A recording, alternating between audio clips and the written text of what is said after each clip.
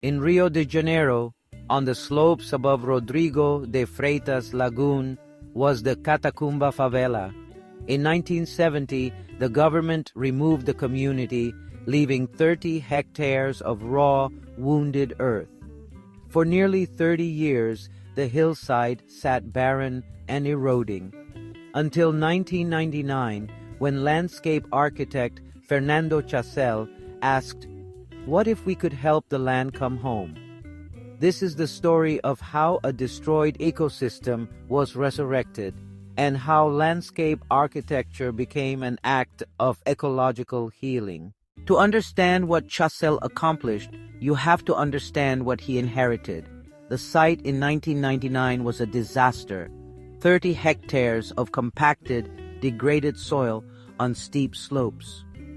It couldn't hold water, and every rainstorm sent sediment cascading into Rodrigo de Freitas Lagoon. Where others saw a scar to be covered, Chacel saw something else. He looked at the surrounding Atlantic forest and realized, this land remembers. Deep in the soil was ecological memory. His radical proposition: don't build a park, regrow the forest. This is where Chacel's concept of ecogenesis moved from theory to reality. Ecogenesis isn't about planting pretty trees. It's about understanding how forests regenerate in nature, then using design intelligence to accelerate that process. First, his team spent 2 years studying remnant forests, mapping the relationships between over 400 native species. Then, they reconstructed the soil itself, bringing in organic matter and inoculating it with mycorrhizal fungi from healthy forest fragments. In 1999, they did something no one had attempted at this scale in Brazil. Instead of planting a few symbolic trees, they planted the entire forest at once, all its layers, from ground covers to future canopy giants. Over 40,000 plants from 400 species were arranged in dense ecological clusters, mimicking natural colonization. For the first 5 years, the site required intensive care, irrigation, weeding, and monitoring. The goal was always autonomy, and by 2005, it was self-regulating, and the birds returned, bringing new seeds. The engineered succession had triggered real succession.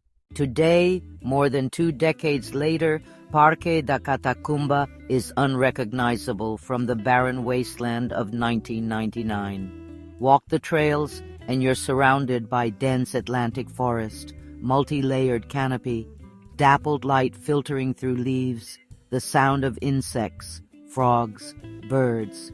Over 130 bird species have been recorded in the park. Monkeys move through the canopy. The soil holds water again. The erosion has stopped.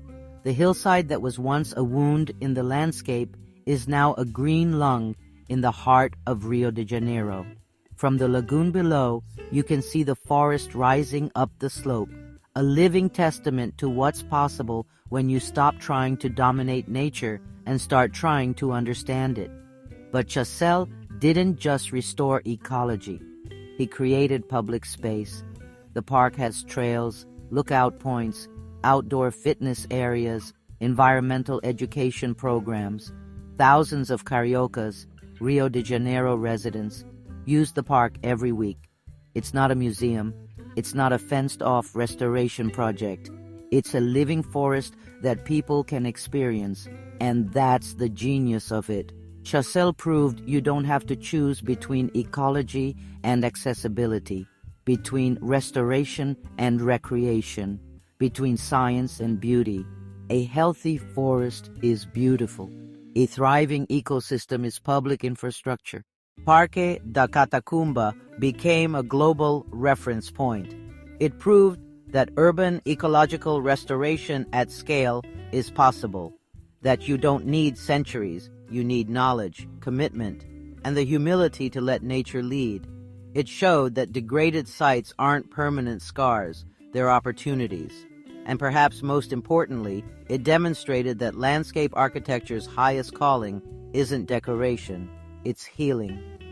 Chacel passed away in 2011, but his methodology lives on.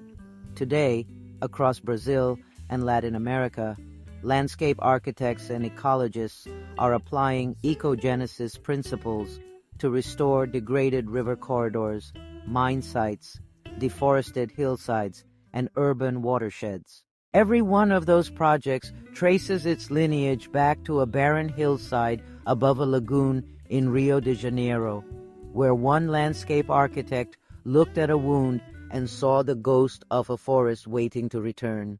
If you're fascinated by designers who prove that destruction isn't permanent, who show us that with ecological understanding and patience, we can help life return to wounded places, then you're in the right place. Landscape architecture is more than stone and earth. It is the manifestation of our history, controversies, and healing. On this channel, we believe that every iconic landscape, from a solemn memorial to an urban park, holds a secret, a hidden narrative underneath its surface. Our mission is to excavate those truths because we are convinced that real history, with all its complexity, pain, and beauty, is always more interesting and more important than legend. If you believe that the spaces we build define who we are, join our community. Thank you for following us. I'm Raisa Molina, and this is Landscape Architecture Legends. See you in the next story.